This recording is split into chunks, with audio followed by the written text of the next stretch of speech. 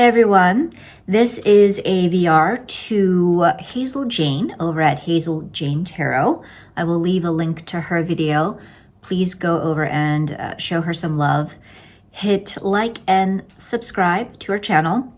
She created the tag myself in tarot as a way to have her subscribers get to know her a little bit better, given that she's a newer channel. I don't know if I already said this, but I will leave the prompts in the description box below. Let's get started. So the first one is, what is your personality / soul card? Does this reflect you? And Hazel Jane does give some instructions for how to figure out what your soul card is if you don't already know. And mine is the Chariot, which, you know, it's never been a card that I gave much thought to.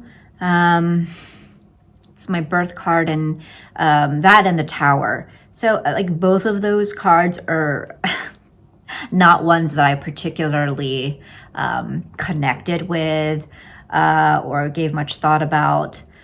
But I would say that the Chariot does, on further deliberation, it does reflect me in that I am a person who likes to be in control. I like to be in control when I'm embarking on something. I start off very driven. I start off very goal-oriented and motivated. So the card that I picked, which is one of my, well, I guess it is my favorite Chariot thus far, is this from the Moon Void Tarot, because this depiction is very much about, again, that kind of the focus and being goal-oriented and looking ahead. And so you have this person, and she's writing frantically. She's marking the calendar, or she's a journal notebook. She's marking the months ahead, and there's almost this kind of frenetic energy to it, which is how I can get in the Chariot mindset. So I really like this card. Number 2, what card corresponds with your sun sign? Does it reflect you? Do you use this to signify you in a reading? And so if you're into astrology, you can share other aspects of your chart. And I'm just going to do my sun sign, and that is the Lovers. And once again, like the Chariot, it's like, ugh. And actually, even more so, the Lovers card is like, especially the traditional Lovers card. So I don't use this. I never use this as a significator. I don't think it reflects me personality-wise, but I do think that when it comes to maybe depictions like this, so this is the Lovers card from the Raven's Prophecy Tarot, and I love this image of the Lovers card because it's something different. And when you see the traditional lovers card, it automatically, people get the idea that it's about, you know, a romantic relationship, which it certainly can be. But for me, the Lovers card can reflect my situation in certain points in time. So for instance, you know, in this depiction, kind of exploring maybe two sides of myself, you know, or duality within myself, exploring perhaps a moral dilemma or choice. So I would say that's kind of the only way I've reconciled myself with this card. Number 3, which cards reflect how you see yourself presenting in the world, how you interact with others, etc.? And you can choose these cards like deliberately or consciously, or just as, I guess, random pools. And so I chose mine consciously. And so the first one I chose, and these cards are from the traditional manga tarot. So the first card I chose is the Queen of Swords, because I identify with the characteristics of this archetype.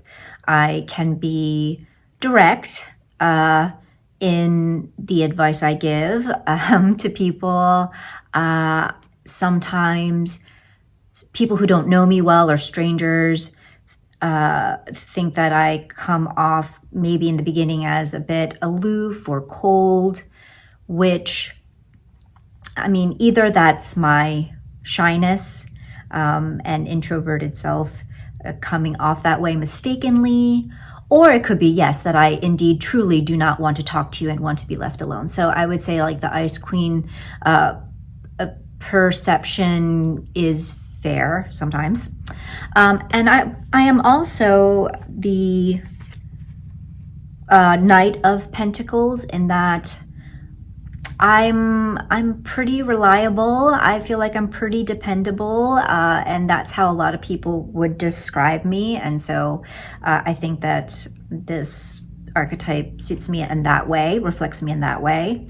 And then also Page of Wands, in that people have described me as having that kind of youthful quality to me, that like that personality wise, that I am young at heart, and that I'm always in search of like the next creative project. So the kind of youthful curiosity of the Page of Wands. So this is definitely me as well. And then kind of related, I am attracted to nostalgic things, and so that's why you see toys around here. A lot of times people give me toys as gifts because they know that I love those kinds of things that take me back to my childhood, and yeah, again, just being young at heart.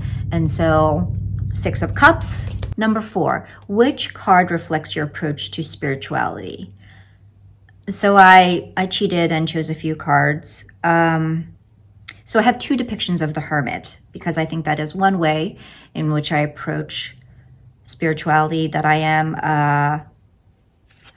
am, you know, on this introspective search. So this is the from the Tarot of a Moon Garden, and yes, I did a chop job on this, and I am like loving the look and the shape of this. But anyway, I digress. So yes, the Hermit, I do enjoy this more traditional depiction of the Hermit with the lantern. Again, you know, searching for illuminated wisdom. And so I think that that is very much me, that I am searching, and that it is, it's a solitary search.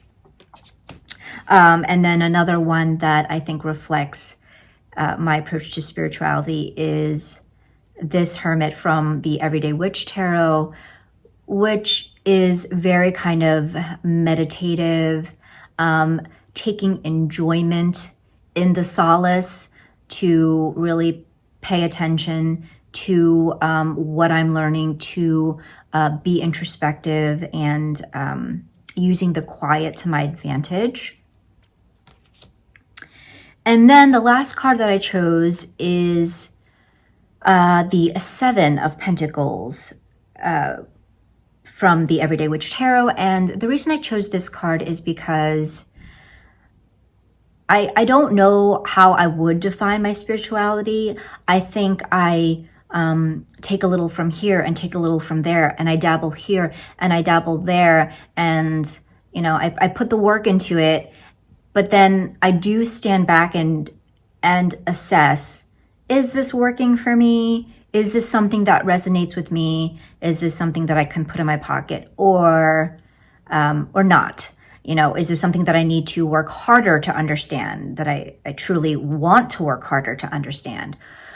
So the whole idea of, yes, putting the work in, but then also taking a step back to assess, that has definitely been something that I have been doing to kind of refine my spirituality, and I still don't know how I would define it, and that's okay, because I don't like to really define things anyway.